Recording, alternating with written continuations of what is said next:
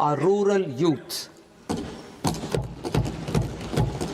India has the potential to emerge as a global hub for high-quality, affordable sports goods.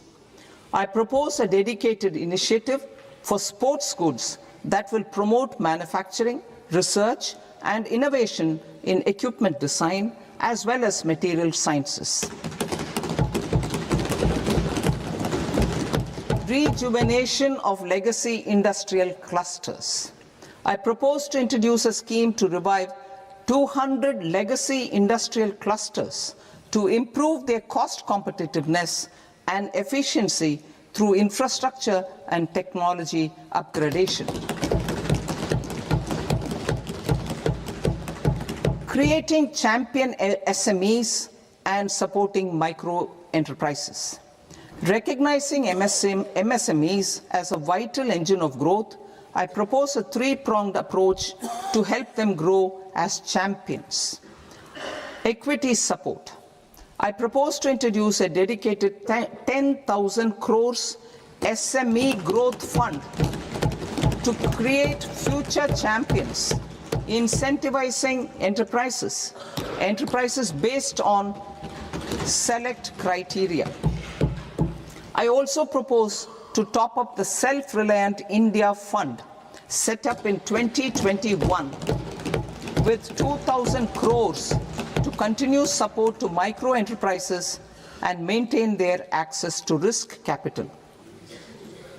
Liquidity support.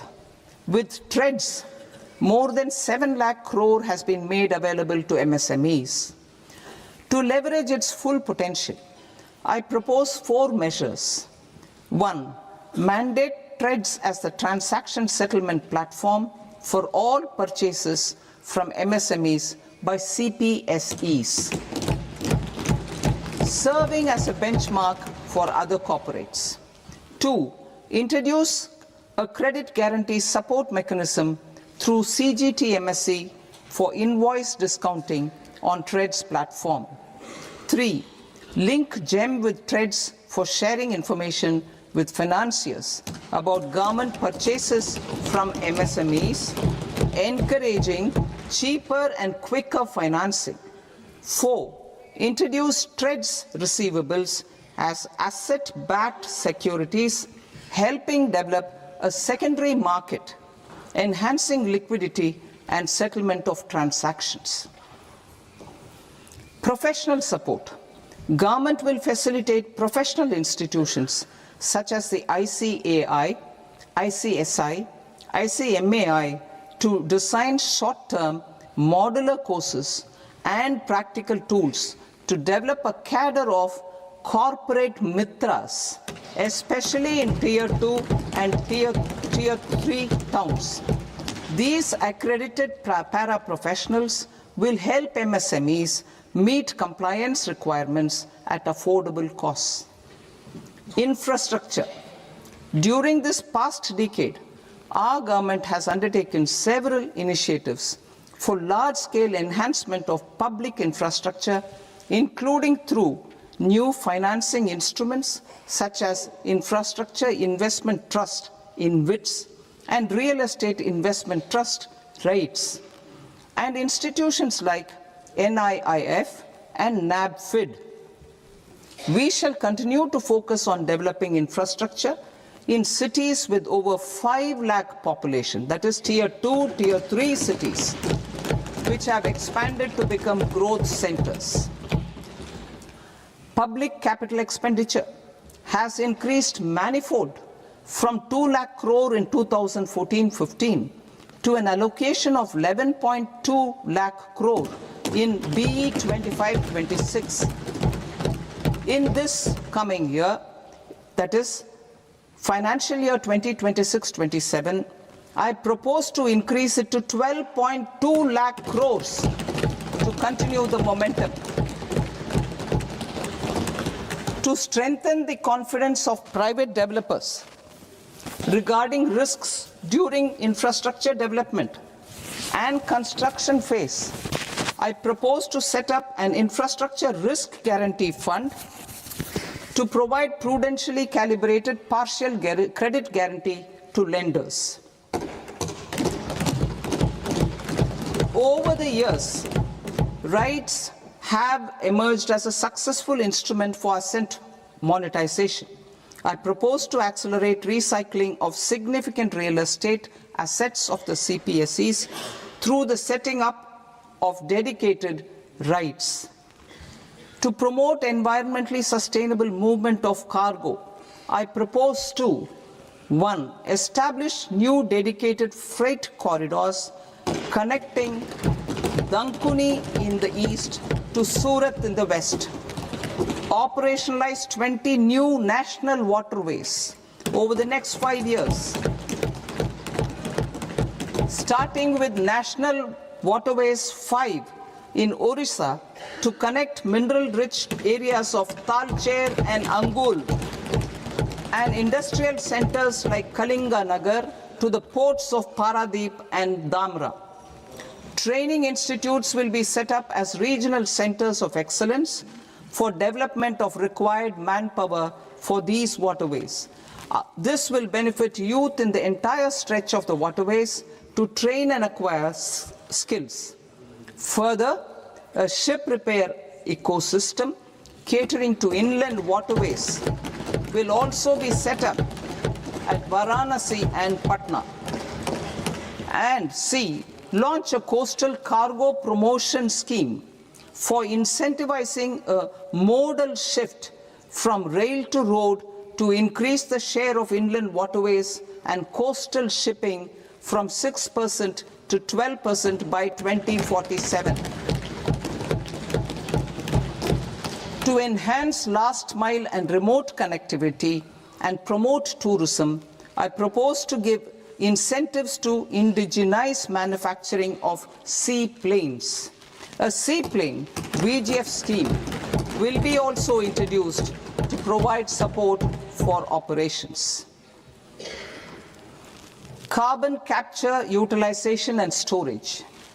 Aligning with the roadmap launched in December 2025, the carbon capture,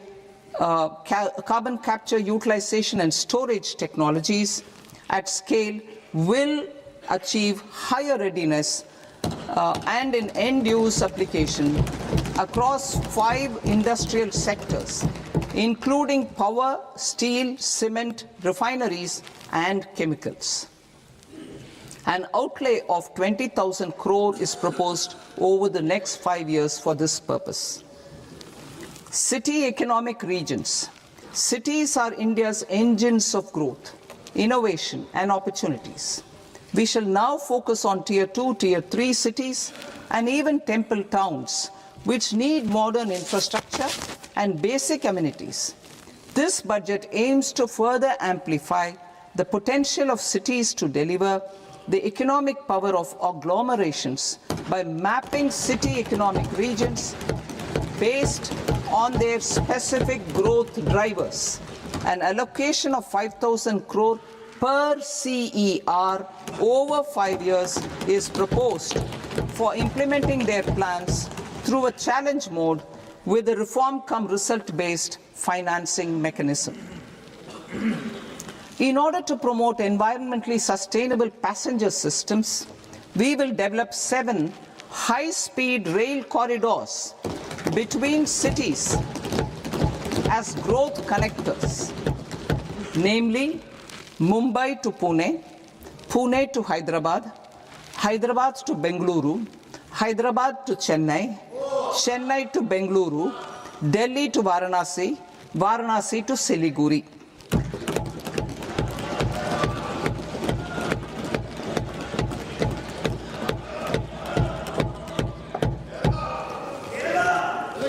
Financial sector.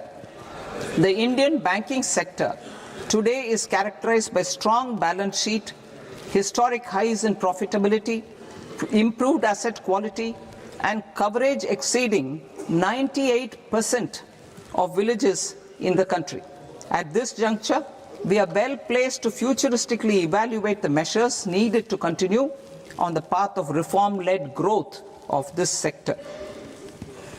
I propose setting up a high-level committee on Banking for Vikasit Bharat, High-Level Committee on Banking for Vikasit Bharat, to comprehensively review the sector and align it with India's next phase of growth, while safeguarding financial stability, inclusion, and consumer protection. The vision for NBFCs for Vikasit Bharat has been outlined with clear targets for credit disbursement and technology adoption in order to achieve scale and improve efficiency in the public sector NBFCs. As a first step, it is proposed to restructure the Power Finance Corporation and Rural Electrification Corporation. I propose a comprehensive review of the foreign exchange management non-debt instruments rules to create a more contemporary, user-friendly framework for foreign investments consistent with India's evolving economic priorities. Corporate bond market. I propose to introduce a market-making framework with suitable access to funds and derivatives on corporate bond indices. I also propose to introduce total return swaps on corporate bonds. Municipal bonds. To encourage the issuance of municipal bonds of higher value by larger cities, I propose an incentive of 100 crore rupees for a single bond issuance. 100 crore rupees for a single bond issuance of more than 1,000 crore. The current scheme under Amrit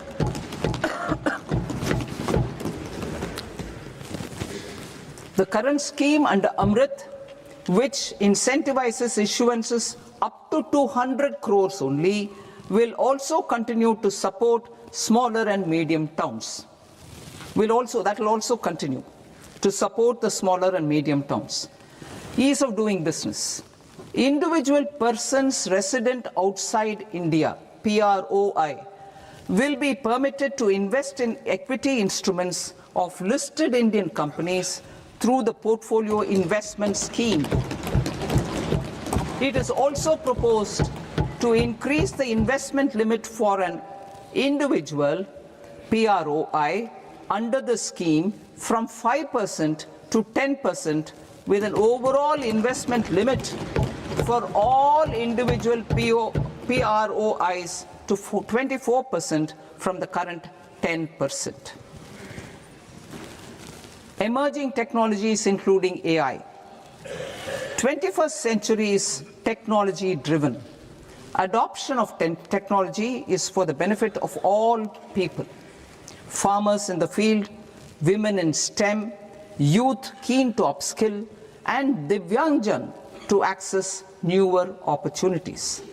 The government has taken several steps to support new technologies through AI Mission, National Quantum Mission, Anusandhan National Research Fund, and Research and Development and Innovation Fund. Our second kartavya is to fulfill aspirations and build capacities.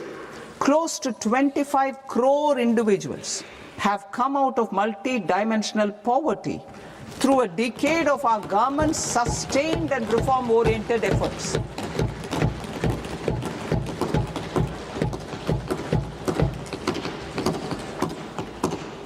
Our government has therefore decided to place a renewed emphasis on the service sector to provide a pathway to fulfilling aspirations of a youthful India with the following measures.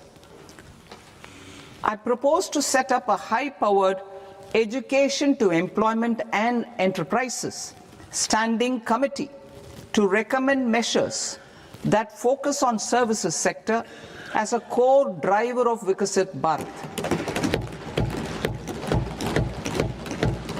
This will make us a global leader in services with a 10% global share by 2047. The committee will prioritize areas to optimize the potential for growth, employment, and exports. They will also assess the impact of emerging technologies, including AI, on jobs and skill requirements and propose measures thereof. To create a range of skilled career pathways, a new range of skilled career pathways for our youth, I propose interventions in the following sectors. Health. Existing institutions for allied health professionals will be upgraded and new AHP institutions established in private and government sectors. This will cover 10 selected disciplines, including optometry, radiology, anesthesia, OT technology, applied psychology, and behavioral health, and add 1 lakh AHPs over the next 5 years. A strong care system covering geriatric and allied care services will be built. A variety of NSQF-aligned programs will be developed to train multi-skilled caregivers, combining core care and allied skills such as wellness, yoga, and operation of medical assistive devices. In the coming year, 1.5 lakh caregivers will be trained.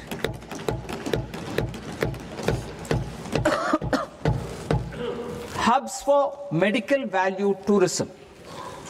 To promote India as a hub for medical tourism services, I propose to launch a scheme to support states in establishing 5 regional medical hubs in partnership with the private sector. These hubs will serve as integrated healthcare complexes that combine medical, educational, and research facilities. They will have Ayush centers, medical value tourism facilitation centers, and infrastructure for diagnostics, post-care, and rehabilitation. These hubs will provide diverse opportunities, job opportunities for health professionals, including doctors and AHPs. Ancient Indian yoga, already respected in several parts of the world, was given a mass global recognition when Honorable Prime Minister took it to the UN. Post-COVID, Ayurveda gained a similar global acceptance and recognition. Exporting quality Ayurveda products helps farmers who grow the herbs and youth who process the products. To meet growing global demand, a few more steps are being taken. I propose to 1. Set up 3 new All India Institutes of Ayurveda. 2. Upgrade Ayush pharmacies and drug testing labs for higher standards of certification ecosystem and make available more skilled personnel. 3. Upgrade the WHO Global Traditional Medicine Center in Jamnagar to bolster evidence-based research, training, and awareness for traditional medicine. Animal husbandry. Livestock contributes to close to 16% of farm income, including of poor and marginal households. To scale up availability of veterinary professionals by more than 20,000, I propose to roll out a loan-linked capital subsidy support scheme for establishment of veterinary and para-veterinary colleges, veterinary hospitals, diagnostic laboratories, and breeding facilities in private sector. Collaboration between Indian and foreign institutions will also be facilitated. Orange economy. India's animation, visual effects, gaming and comics sector, AVGC sector, is a growing industry projected to require 2 million professionals by 2030. I propose to support the Indian Institute of Creative Technologies, Mumbai, in setting up AVGC content creator labs in 15,000 secondary schools all over the country 500 colleges.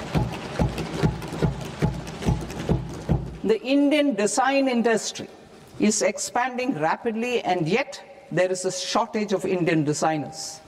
I propose to establish, through Challenge Route, a new National Institute of Design to boost design education and development in the eastern region of India. Education. Our government will support states through Challenge Route in creating 5 university townships in the vicinity of major industrial and logistics corridors. These planned academic zones will host multiple universities, colleges, and research institutions, skill centers, and residential complexes. In higher education, STEM institutions, prolonged hours of study and laboratory work pose some challenges for girl students. Through VGF, Viability Gap Funding and capital support, one girls' hostel will be established in every district.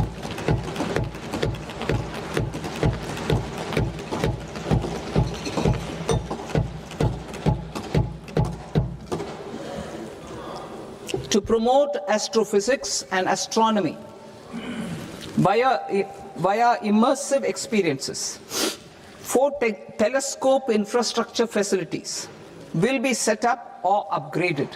The National Large Solar Telescope, the National Large Optical Infrared Telescope, the Himalayan Chandra Telescope, and the Cosmos 2 Planetarium. Tourism. The tourism sector has the potential to play a large role in the employment generation, forex earnings, and expanding the local economy.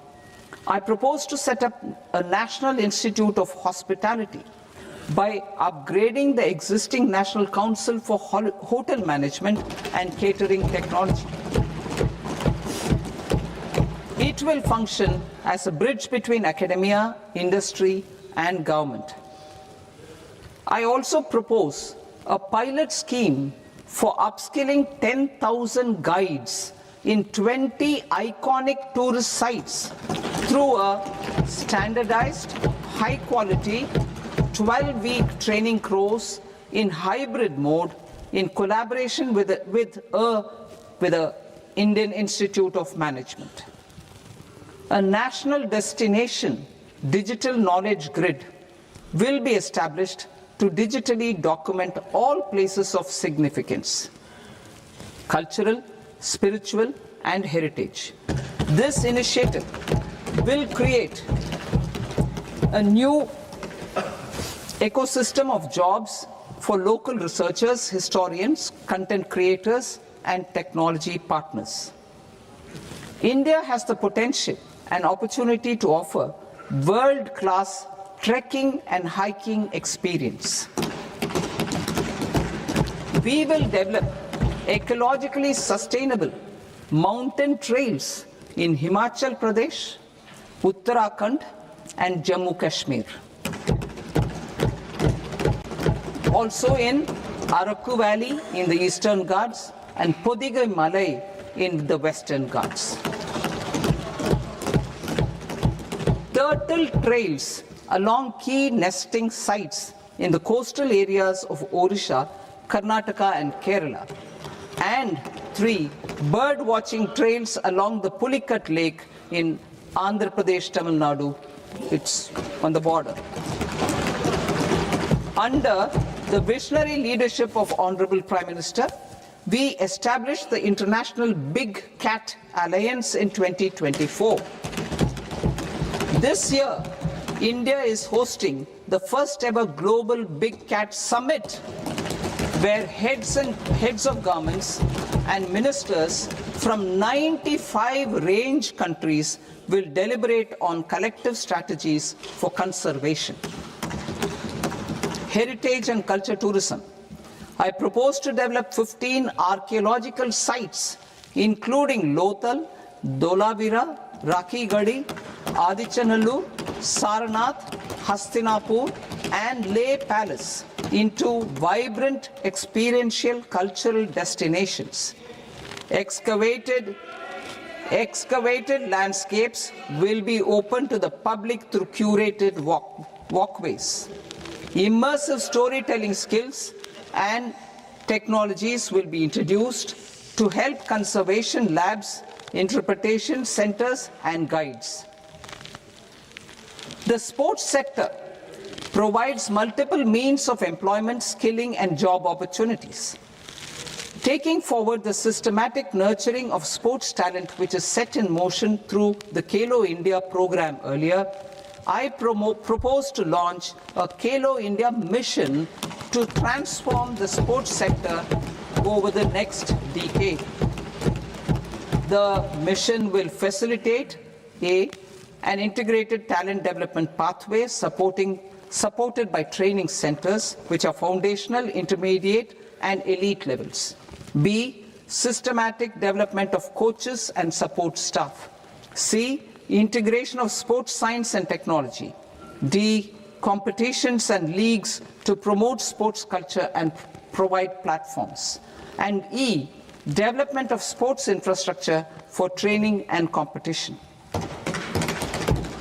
Our third Kartavya aligns with our vision of Sabka Saath, Sabka Vikas towards Vikasit Bharat. This requires targeted efforts for 1. Increasing farmer incomes through productivity enhancement and entrepreneurship, with special attention to small and marginal farmers. B. Empowering Divyangjan through access to livelihood opportunities, training, and high-quality assistive devices. C. Empowering the vulnerable to access mental health and trauma care. D. Focus on the Purvodaya states and the Northeast region to accelerate development and employment opportunities. Fisheries. We will undertake initiatives for integrated development of 500 reservoirs and Amrit Sarovars. 2. Strengthen the fisheries value chain in coastal areas and enable market linkages involving startups and women-led groups together with fish farmer producer organizations. Animal husbandry. To provide quality employment opportunities in rural and peri-urban areas, we will support the animal husbandry sector in entrepreneurship development through A. A credit-linked subsidy program. B. Scaling up and modernization of livestock enterprises. C. Enhanced creation of livestock, dairy, and poultry. Enhanced creation of livestock, dairy, and poultry-focused integrated value chains. And D. Encourage creation of livestock farmer-producer organizations. High-value agriculture. To diversify farm outputs, increase productivity, enhance farmers' incomes, and create new employment opportunities, we will support high-value crops such as coconut, sandalwood, cocoa, cashew in the coastal areas, agar trees in northeast, and nuts such as almonds, walnuts, and pine nuts in our hilly regions. All of them will be supported. India is the world's largest producer of coconuts. About 30 million people, including nearly 10 million farmers, depend on coconuts for their livelihood. To further enhance competitiveness in coconut production, I propose a coconut promotion scheme to increase production and enhance productivity through various interventions, including replacing and non-productive trees with new saplings or plants or varieties in major coconut growing states. A dedicated program is proposed for Indian cashew and cocoa to make India self-reliant in raw cashew and coconut production and processing, enhance export competitiveness, and transform Indian cashew and Indian cocoa into premium global brands by 2030. Sandalwood. Sandalwood is closely linked to India's social and cultural heritage. Our government will partner with state governments to promote focused cultivation and post-harvest processing to restore the glory of the Indian sandalwood ecosystem, to rejuvenate old, low-yielding orchards and expand high-density cultivation of walnuts, almonds, and pine nuts. We will support a dedicated program to enhance farmer incomes and in bringing value addition by engaging youth. Bharat Vistar, that is virtually integrated system to access agricultural resources. I propose to launch Bharat Vistar, a multilingual AI tool that shall integrate the AgriStack portals and the ICAR package on agricultural practices with AI systems. This will enhance farm productivity, enable better decisions for farmers, and reduce risk by providing customized advisory support. She Marts for rural women-led enterprises. Building on the success of Lakpati Didi program, I propose to help women take the next step from credit-linked livelihoods to being owners of enterprises. Self-help entrepreneur, She Marts will be set up as community-owned retail outlets within the cluster-level federations through enhanced and innovative financing instruments. Empowering Divyangjan. Divyangjan Kaushal Yojana. Information technology, AVGC sectors, hospitality and food and beverages sectors often offer task-oriented and process-driven roles which are suitable for Divyangjan. We will ensure dignified livelihood opportunities through industry-relevant and customized training specific to each Divyangjan group. Divyang Sahara Yojana. Timely access to high-quality assistive devices for all eligible Divyangjan is a fundamental need. I propose to 1. Support the Artificial Limbs Manufacturing Corporation of India, Alimco, to set up and to scale up production of assistive devices, invest in R&D and AI integration, strengthen PM Divyasha Kendras, and support setting up of assistive technology marts as modern retail style centers where Divyangjan and senior citizens can see, try and purchase assistive products. Reaffirming our commitment to mental health and trauma care. There are no national institutes for mental health care in North India. We will therefore set up a NIMHANS 2 and also upgrade national mental health institutes in Ranchi and in Tezpur as regional apex institutions.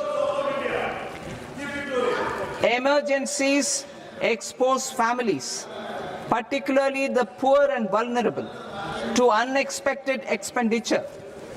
We will strengthen and increase these capacities by 50% in district hospitals by establishing emergency and trauma care centers. Focus on Purvodaya states and northeastern regions. Purvodaya. I propose the development of an integrated East Coast industrial corridor with a well-connected node at Durgapur, creation of 5 tourism destinations in 5 Purvodaya states, and the provision of 4,000 e-buses. Buddhist sites in northeastern region. The northeastern region is a civilizational confluence of Theravada and Mahayana or Vajrayana traditions. I propose to launch a scheme for development of Buddhist circuits in Arunachal Pradesh, Sikkim, Assam, Manipur, Mizoram, and Tripura. The scheme will cover preservation of temples and monasteries, pilgrimage interpretation centers, connectivity, and pilgrim amenities. 16th Finance Commission. On 17th November 2025, the 16th Finance Commission submitted its report to the President. As mandated under Article 281 of the Constitution, the government is to lay the report along with the explanatory memorandum on the action taken report on the recommendations of the Commission in Parliament, which, Sir, Honourable Speaker, you've allowed me to do at the commencement of this session. The government has accepted the recommendation of the Commission to retain the vertical share of devolution at 41%. As recommended by the Commission, I have provided 1.4 lakh crores of rupees to the states for the year 2026-2027 as Finance Commission grants. These include rural and urban local body and disaster management grants. Fiscal consolidation. Government has been delivering on our fiscal commitments consistently without compromising on social needs. To strive towards accepted standards of fiscal management in Budget 25-26, I had indicated that the central government would target reaching a debt-to-GDP ratio of 50 plus or minus 1% by 2030-31. In line with this, the debt-to-GDP ratio is estimated to be 55.6% of GDP in BE 26-27. compared to 56.1% of GDP in RE 25-26. A declining debt-to-GDP ratio will gradually free up resources for priority sector lending and expenditure by reducing the outgo on interest payments. One of the main operational instruments for debt targeting is the fiscal deficit. I am happy to inform this august House that I fulfilled my commitment made in 2021-2022 to reduce fiscal deficit below 4.5% of GDP by 25-26. In RE 25-26, the fiscal deficit has been estimated at par with BE of 2025-26 at 4.4% of GDP. In line with the new fiscal prudence path of debt consolidation, the fiscal deficit in BE 26-27 is estimated to be 4.3% of the GDP.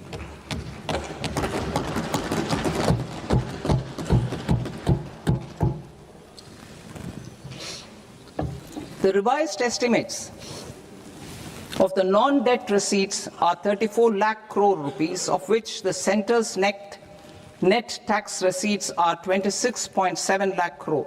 The revised estimate of the total expenditure is 49.6 lakh crore rupees, of which the capital expenditure is about 11 lakh crores. Budget estimates 2026 to 2027.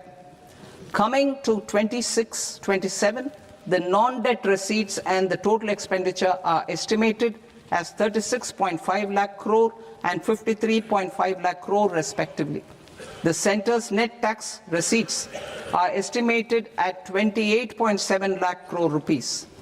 To finance the fiscal deficit, the net market borrowings from dated securities are estimated at 11.7 lakh crore rupees. The balance financing is expected to come from small savings and other sources. The gross market borrowings are estimated at 17.2 lakh crore rupees. I'll now move to Part B. Part B, direct taxes.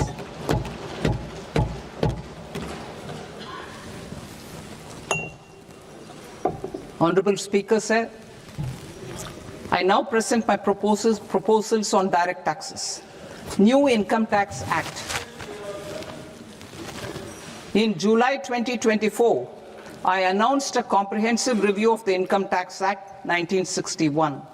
This was completed in a record time, and the Income Tax Act 2025 will come into effect from 1st April 2026. The simplified income tax rules and forms will be notified shortly, giving adequate time to taxpayers to acquaint themselves with its requirements. The forms have been redesigned such that ordinary citizens can comply without difficulty. Ease of living. I propose that any interest awarded by the Motor Accident Claims Tribunal to a natural person will be exempt from income tax, and any TDS on this account will be done away with. I propose to reduce TCS rate on the sale of overseas tour program package from the current 5% and 20% to 2% without any stipulation of amount. I propose to reduce TCS rate for pursuing education and for medical purposes under the Liberalized Remittance Scheme, popularly known as LRS, from 5% to 2%. Supply of manpower services is proposed to be specifically brought within the ambit of payment to contractors for the purpose of TDS to avoid ambiguity. Thus, TDS on these services will be at the rate of either 1% or 2% only. I propose a scheme for small taxpayers, wherein a rule-based automated process will enable obtaining a lower or nil deduction certificate instead of filing an application with the assessing officer. For the ease of taxpayer holding securities in multiple companies, I propose to enable depositories to accept Form 15G or Form 15H from the investor and provide it directly to various relevant companies. I propose to extend time available for revising returns from 31st December to up to 31st March with the payment of a nominal fee. I also propose to stagger the timeline for filing of tax returns. Individuals with ITR 1 and ITR 2 returns will continue to file till 31st July, and non-audit business cases or trusts are proposed to be allowed time till 31st August. TDS on sale of immovable property by a non-resident is proposed to be deducted and deposited through resident buyers and his or her PAN-based challan instead of requiring a TAN, which is a temporary accounting number. To address practical issues of small taxpayers like students, young professionals, tech employees, relocated NRIs, and such others, I propose to introduce a one-time 6-month foreign asset disclosure scheme for these taxpayers to disclose income or assets below a certain size. This scheme would be applicable for two categories of taxpayers, namely, A, who did not disclose their overseas income or assets, and B, who disclosed their overseas income and or paid due tax but could not declare the asset acquired. For category A, the limit of undisclosed income or asset is proposed to be up to 1 crore rupees. They need to pay 30% of fair market value of asset or 30% of undisclosed income as tax and 30% as additional income tax in lieu of penalty, and would thereby get immunity from prosecution. For category B, asset value is proposed to be up to 5 crore rupees. Here, immunity from both penalty and prosecution will be available with a payment of fee of 1 lakh rupees. Rationalizing penalty and prosecution. Multiplicity of proceedings are hindrance to the ease of doing business. I propose to integrate assessment and penalty proceedings by way of a common order for both. There will be no interest liability on the taxpayer on the penalty amount for the period of appeal before the first appellate authority, irrespective of the outcome of appeal process. Further, quantum of prepayment is being reduced from 20% to 10% and will continue to be calculated only on core tax demand. As an additional measure for reducing litigation, I propose to allow taxpayers to update their returns even after reassessment proceedings have been initiated, and an additional 10% tax rate over and above the rate applicable for the relevant year. The assessing officer will then use only this updated return in his proceedings. There is already a framework for immunity from penalty and prosecution in the cases of underreporting. I propose to apply this framework for immunity to misreporting too. However, in such a case, the taxpayer will need to pay 100% of the tax amount as an additional income tax over and above the tax and interest due. Penalties for certain technical defaults, such as failure to get accounts audited, non-furnishing of transfer pricing audit report, and default in furnishing statement for financial transactions are proposed to be converted into fee.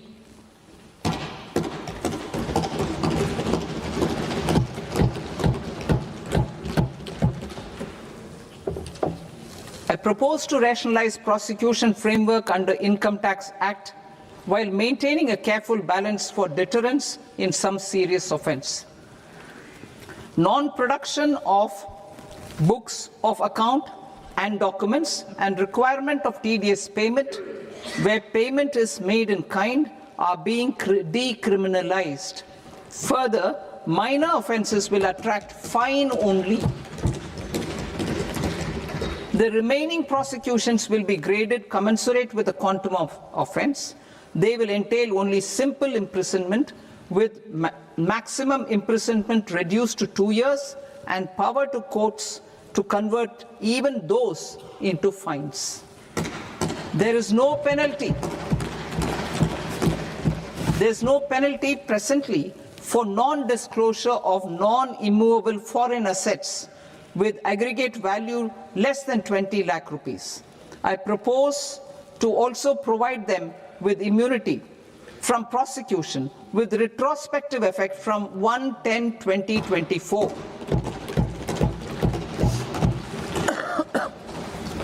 Cooperatives. Deduction is already allowed to a primary cooperative society engaged in supplying milk, oilseeds, fruits or vegetables raised or grown by its members. I propose to extend this deduction to also include supply of cattle feed and cotton seed produced by its members.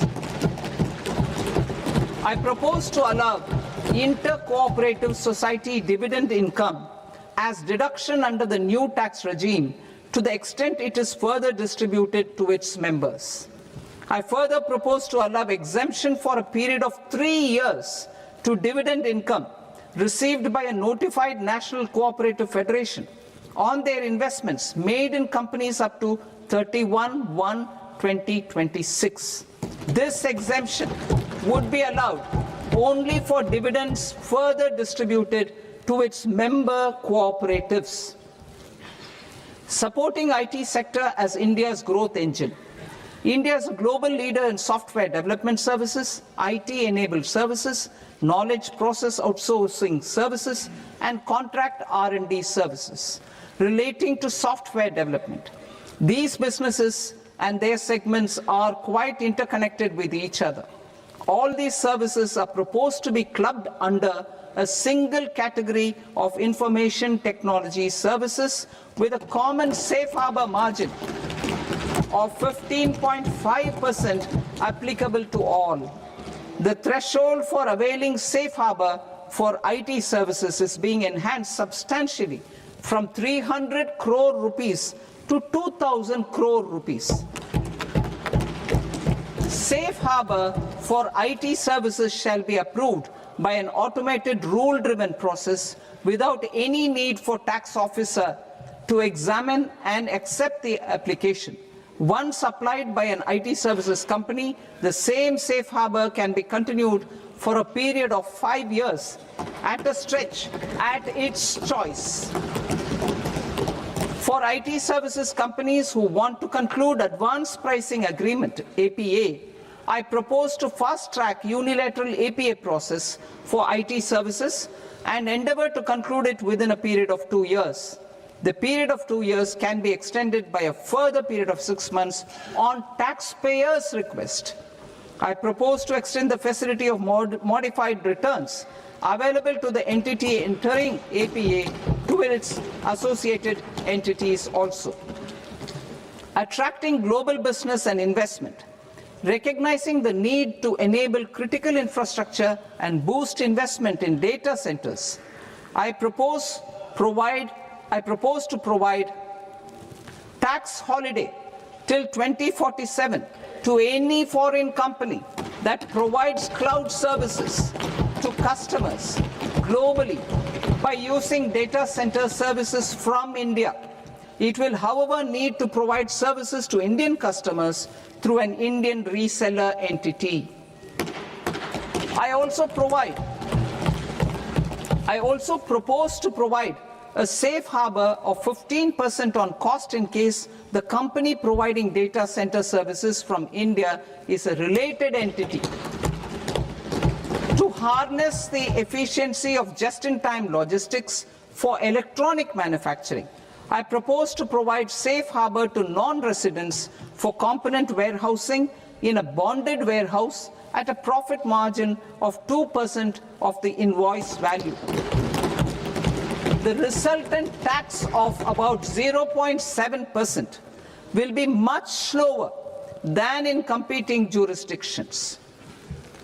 To provide fillip to toll manufacturing in India, I propose to provide exemption from income tax for 5 years to any non-resident who provides capital goods, equipment, or tooling to any toll manufacturer in a bonded zone.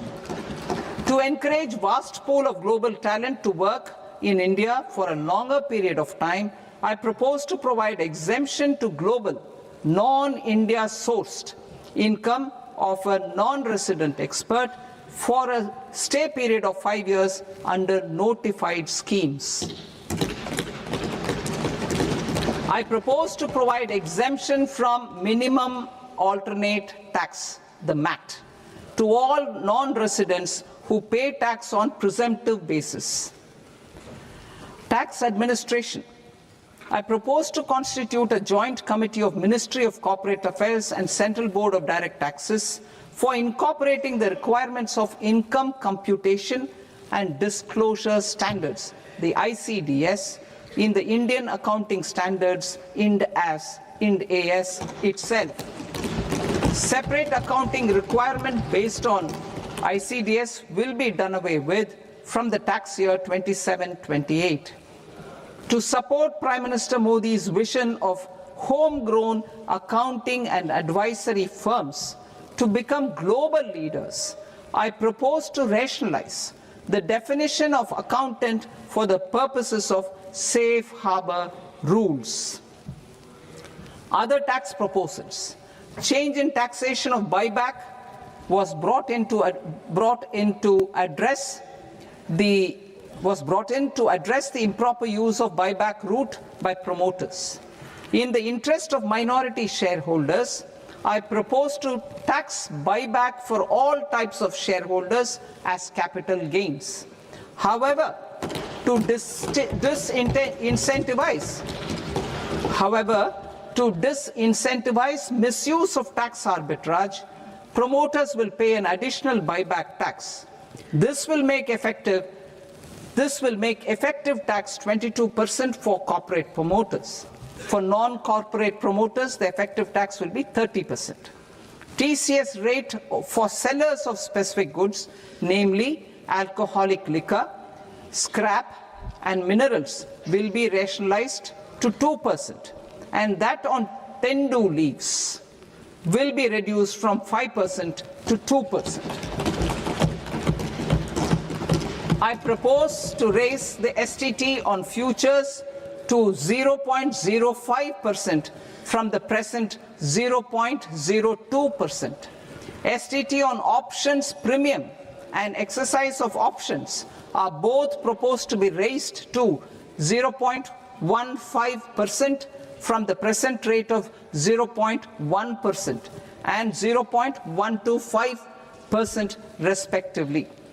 We reformed the taxation landscape for corporates in 2019 by providing them a simplified regime with lower tax rate so that they could productively focus on business rather than on claim of deductions and exemptions. To encourage companies to shift to the new regime, set off of brought forward MAT credit, minimum alternate tax credit, is proposed to be allowed to companies only in the new regime. Set off using available MAT credit is proposed to be allowed to an extent of 1/4 of the tax liability in the new regime. MAT is proposed to be made final tax, so there will be no further credit accumulation from 1st April 2026. In line with this change, the rate of final tax is being reduced to 14% from the current MAT rate of 15%. The brought forward MAT credit of taxpayers accumulated till 30th March 2026 will continue to be available to them for set-off as above. Indirect taxes. I shall now take up proposals related to indirect taxes. My proposals for customs and central excise aim to further simplify the tariff structure, support domestic manufacturing, promote export competitiveness, and correct inversion in duty. To continue weeding out long-continuing customs duty exemptions, I propose to remove certain exemptions on items which are being manufactured in India or where the imports are negligible. Similarly, to further simplify the process of ascertaining the rate of duty applicable on a particular item, I propose to incorporate certain effective rates in various customs notifications to the tariff schedule itself. I shall now take up sector-specific proposals. Promotion of exports of marine, leather, and textile products. I propose to increase the limit for duty-free imports of specified inputs used for processing seafoods for export from the current 1% to 3% of FOB value of the previous year's export turnover. I also propose to allow duty-free imports of specified inputs, which is currently available for exports of leather or synthetic footwear, to exports of shoe uppers as well. I propose to extend the time period for export of final product from the existing 6 months to 1 year for exporters of leather or textile garments, leather or synthetic footwear, and other leather products. Energy transition and security. I propose to extend the basic customs duty exemption given to capital goods used for manufacturing lithium-ion cells for batteries to those used for manufacturing lithium-ion cells for battery energy storage systems also. I propose to exempt basic customs duty on import of sodium antimonate for use in manufacture of solar glass. Nuclear power. I propose to extend the existing basic customs duty exemption on imports of goods required for nuclear power projects till the year 2035 and expand it for all nuclear plants irrespective of their capacity. critical minerals, it is proposed to provide basic customs duty exemption to the import of capital goods required for the processing of critical minerals in India. Biogas blended CNG. I propose to exclude the entire value of biogas while calculating the central excise duty payable on biogas blended CNG. Civil and defense aviation. I propose to exempt basic customs duty on components and parts required for the manufacture of civilian training and other aircrafts.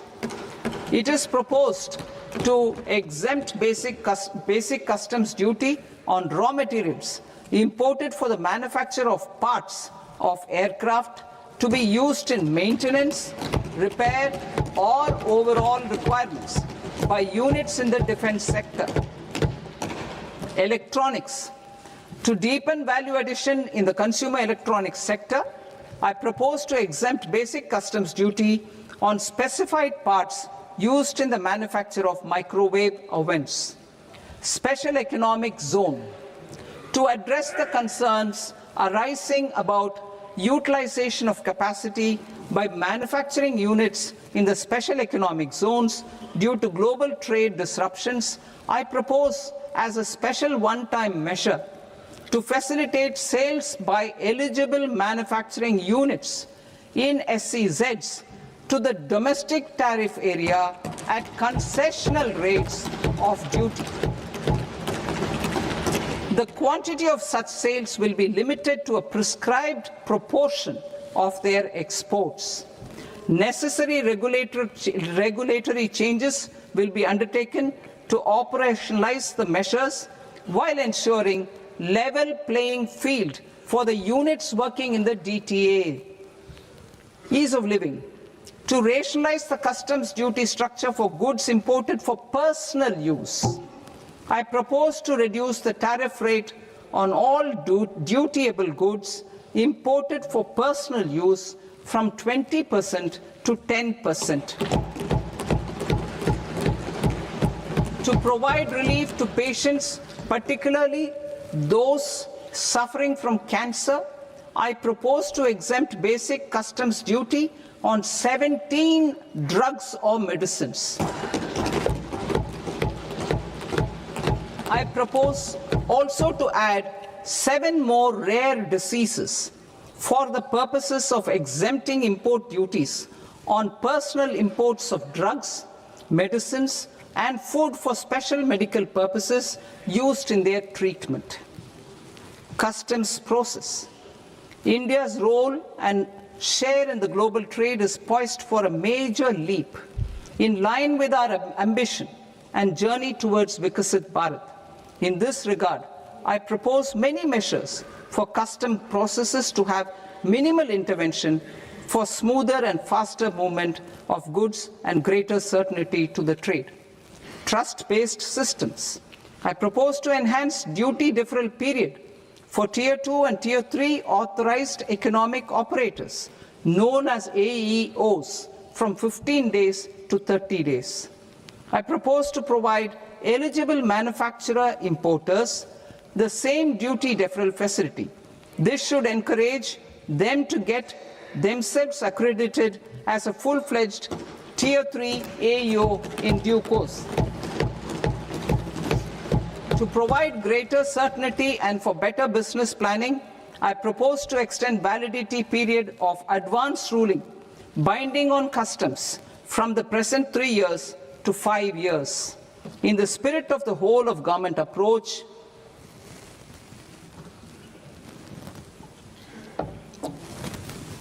government agencies will be encouraged to leverage AEO accreditation for preferential treatment in clearing their cargo. Regular importers with trusted, long-standing supply chains will be recognized in the risk system so that the need for verification of their cargo every time can be minimized.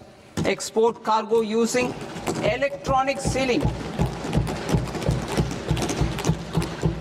Export cargo using electronic sealing will be provided through clearance from the factory premises to the ship. For import of goods not needing any compliance, filing of bill of entry by a trusted importer and arrival of goods will automatically notify customs for completing their clearance formalities. This will enable goods to be released immediately on arrival. The customs warehouse framework will be transformed into a warehouse operator-centric system with a self-declarations, electronic tracking, and risk-based audit. These reforms will move away from the current system of officer-dependent approvals and reduce transaction delays and compliance costs. Ease of doing business. Approvals required for cargo clearance from various government agencies will be seamlessly processed through a single and interconnected digital window by the end of the financial year. Processes involved in clearance of food, drugs, plant, and animal and wildlife products, accounting for about 70% of interdicted cargo, will be operationalized on this system by April 2026 itself. For goods not having any compliance requirement, clearance will be done by customs immediately after online registration is completed by the importer, subject to the payment of duty. Customs integrated system will be rolled out in 2 years as a single integrated and scalable platform for all customs processes. Utilization of non-intrusive scanning with advanced imaging and AI technology for risk assessment will be expanded in a phased manner with the objective to scan every container across all the major ports. New export opportunities to support Indian fishermen to fully harness the economic value of marine resources beyond our territorial waters. The following measures will be taken. A. Fish catch by an Indian fishing vessel in exclusive economic zone or on the high seas will be made free of duty. Landing of such fish on foreign port will be treated as export of goods. Safeguards will be put in place to prevent misuse during fish catch, transit, or transshipment. To support aspirations of India's small businesses, artisans, and startups to access global markets through e-commerce, I am pleased to announce complete removal of the current value cap of 10 lakh rupees per consignment on courier exports. In addition, handling of rejected and returned consignments will be improved with effective use of technology for identifying such consignments. I propose to revise provisions governing baggage clearance during international travel to address genuine concerns of passengers. The revised rules will enhance duty-free allowances in line with the present-day travel realities and provide clarity in temporary carriage of goods brought in or taken out. There are honest taxpayers who are willing to settle disputes by paying all their dues, but they get deterred due to negative connotation associated with penalty.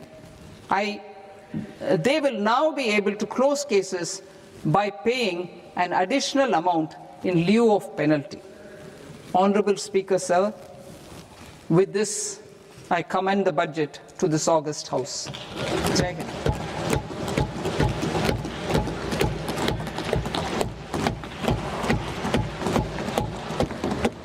One and a half hours. Item number 3, माननीय वित्त मंत्री जी.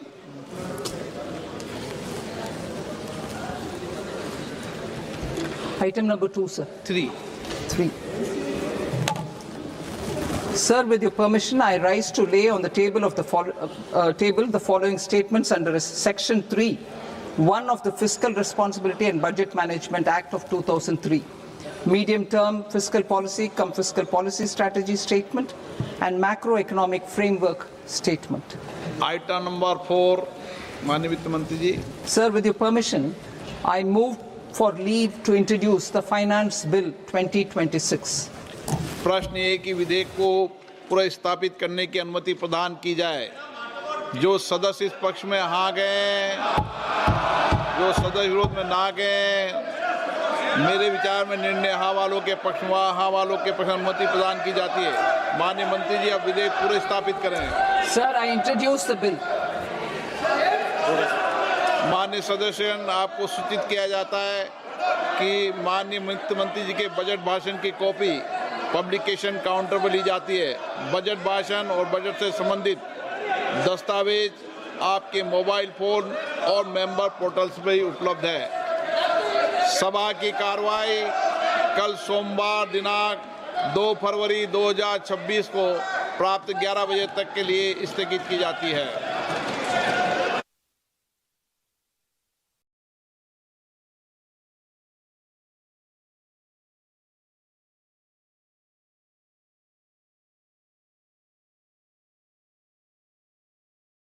इसको प्राप्त 11 बजे तक के लिए स्थगित की जाती है।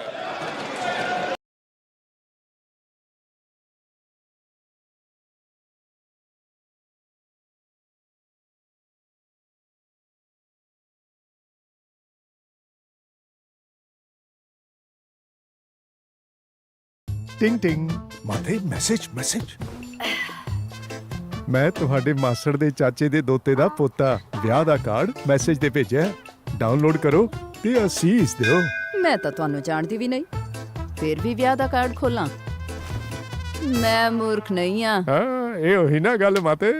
UPI ਕਹਿੰਦਾ ਹੈ ਜੇਕਰ ਕੋਈ ਅਣਜਾਣ ਨੰਬਰ ਤੋਂ ਫਾਈਲ ਜਾਂ ਲਿੰਕ ਭੇਜੇ ਤਾਂ ਕਲਿੱਕ ਨਾ ਕਰੋ ਤੇ ਕਹੋ ਮੈਂ ਮੂਰਖ ਨਹੀਂ।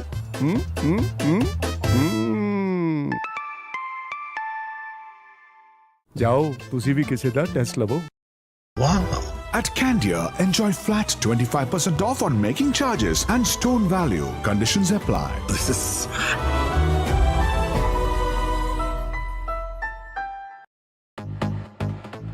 बेटा, पापा बोलो पापा। मम्मा बोलो मम्मा।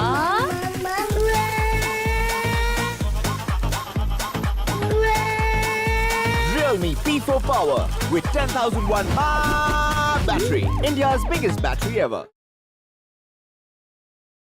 करना है जे फरमाए तिव ते पाहे, जेता कीता तेता नाउ विण नावै नाहि को थाउ। कुदरत कमन काह विचार वारिया ना जावे एक बार, जो तुद भावै साई भली कार, तू सदा सलामत निरंकार। ਭਰੀ ਹੈ ਹੱਥ ਪੈਰ ਤਨ ਦੇਹ, ਪਾਣੀ ਧੁੱਤ ਤਰਸੂਖ ਹੈ, ਮੂਤ ਪਲੀਤੇ ਕੱਪੜ